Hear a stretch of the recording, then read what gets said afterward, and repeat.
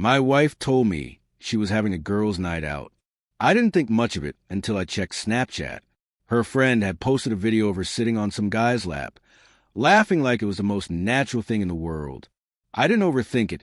I just commented, "Nice girls' night." Minutes later, my phone lit up with her name. She was sobbing, trying to explain it was just a dare. I laughed and said, "Here's my dare. Find a new place to live." The worst part? I wasn't even looking for trouble.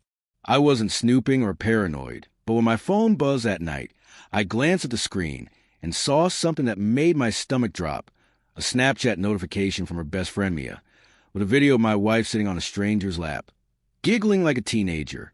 Lisa had told me it was just a casual girls' night with Mia. She said it so confidently that I didn't question it. Why would I? We'd been married for 4 years. I never thought she'd be fool enough to do something like this. But there it was, on display for everyone to see, Lisa leaning into some guy's chest, his hands on her waist, acting like I didn't exist. I could have called her.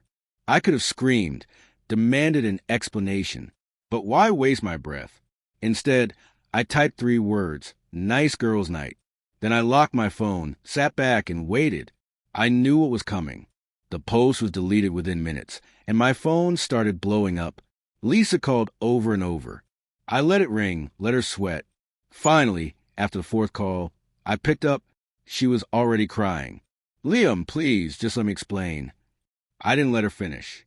I just laughed and said, "Here's my dare. Find a new place to live." Then I hung up, blocked her number, and just like that, it was over. Lisa was always good at talking her way out of things. She had a way of twisting situations, making herself the victim, turning every mistake into something that was somehow my fault. I'd seen her do it with other people, but I never thought she'd try it on me. As I watched her name flash on my screen, I knew exactly what she was doing. She wasn't calling to apologize. She was calling to control the narrative. I let her call 6 times before I answered. By then, she was spiraling. "Liam, please, you have to listen." I didn't say a word.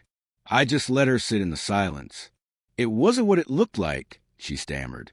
I almost laughed. "Really? Because it looked exactly like you sitting on another guy's lap." She stumbled over her words. "It was a dare, just a stupid joke." I sighed. "Lisa, do you think I'm an idiot?" Silence. Then she tried a different angle. "Liam, you're blowing this out of proportion. I didn't even kiss him." I leaned back in my chair. "Oh, so you admit it happened? A second ago, you said it wasn't what it looked like. Now you're saying it did happen, but it didn't mean anything." She froze. She knew she'd messed up. "Liam, come on, I love you. I would never cheat on you." I finally let out a dry laugh. "Lisa, I don't think you understand. I'm not mad. I just don't care anymore." She tried one last move, the guilt trip. "You're seriously going to throw away 4 years over a stupid dare?" I shook my head. "No, Lisa, you threw away 4 years over a stupid dare." She started crying harder, but I was done. "Your stuff will be outside in an hour. Don't call me again." I hung up, blocked her number, and sat back, completely at peace. Lisa thought she could talk her way out of this. She thought she could cry, manipulate, and make me feel bad for her. But the thing is, I wasn't angry anymore. And that's what scared her most. I wasn't yelling, begging for an explanation, or even arguing. I was just done. And now I was going to make sure she felt exactly what I felt. Helpless, trapped, and powerless. Lisa still thought of our apartment as her home. So I made sure that by the time she walked through the door, it didn't feel like hers at all. Her keys still worked, but only for front door. The bedroom was locked. The Wi-Fi password was changed. Her clothes were packed neatly into trash bags by the door. The fridge was completely cleaned out with nothing but a note taped inside. "You're not welcome here." She was about to walk into the most uncomfortable night of her life. I didn't stick around to see her reaction. I knew she'd come home expecting a fight, hoping to scream and cry her way back into my good graces. But instead, she walked into silence. No yelling, no confrontation, just emptiness, because there was nothing left to fight for. An hour later, the text started. "Liam, what the hell?" Then another. Where's all my stuff? Why is the bedroom locked? I didn't reply. 5 minutes later, a call. I ignored it. Another text. Please talk to me. I don't know what to do. That's when I knew she finally understood. She wasn't in control anymore. The texts kept coming, each one more desperate than the last. I know I messed up, but this is too much. I have nowhere to go. You can't just do this to me. Liam, please. She was begging now. The same woman who had laughed it off, saying it was just a dare, was now on her knees for a second chance. And that's when I finally responded. Hope that dare was worth it. Then I blocked her. Just like that, Lisa was officially out of my life. Lisa had always been the type to land on her feet. She had a way of charming her way out of trouble, getting people to feel bad for her just enough to give her another chance. But this time, nobody was coming to save her. And I made sure of it. After I blocked her, I imagined what was happening on her side. She probably tried calling her friends first, expecting someone to say, "Of course you can stay with me." She probably thought she'd have a backup plan, but then reality slapped her in the face. Turns out, people don't love housing cheaters. Mia, the one who posted the Snapchat video, was the first to turn on her. When Lisa showed up at her place crying and asking for help, Mia slammed the door in her face. I'm not getting dragged into this. Ouch!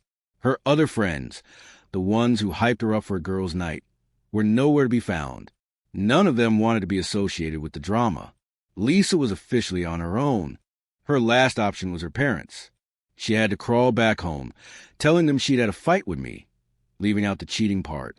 But guess what? They already knew, because I made sure of it. I never said anything directly, just a simple message to her mom. Hey, just letting you know Lisa might be coming to you for help. I'd ask her why she lost her apartment before taking her in. That was all it took. By the time Lisa showed up at their doorstep, her parents were waiting, and they were pissed. Days later, I got one last text. I deserve this. I get that now. But I really did love you. I stared at the message for a long time, then deleted it, because I was done. Lisa had always been the kind of person who could bounce back. She thought she'd have options, that she'd figure something out. But this time, everything she tried failed her. Her first plan was to get her own place. Simple, right? But there was just one problem.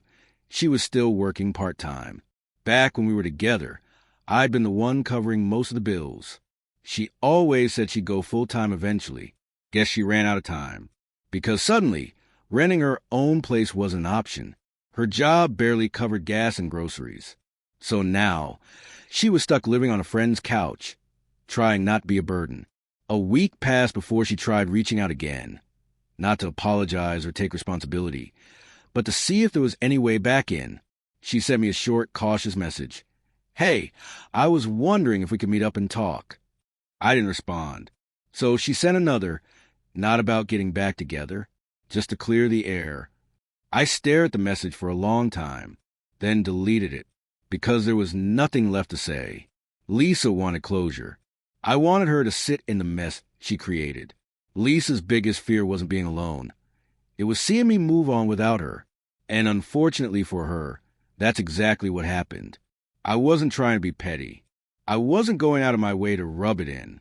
But one day, while I was out with friends, I spotted Lisa, or rather, she spotted me. From the way she froze, I knew she'd been dreading this moment. Lisa looked rough, tired, stressed, like she hadn't been sleeping. Meanwhile, I was doing just fine, better than fine. I had a new haircut, a new gym routine, and a life that no longer revolved around her. She saw it, and I saw her see it. In that moment, I knew she regretted everything. But I just walked past her without a single word. Because the best revenge is living a life where she no longer matters.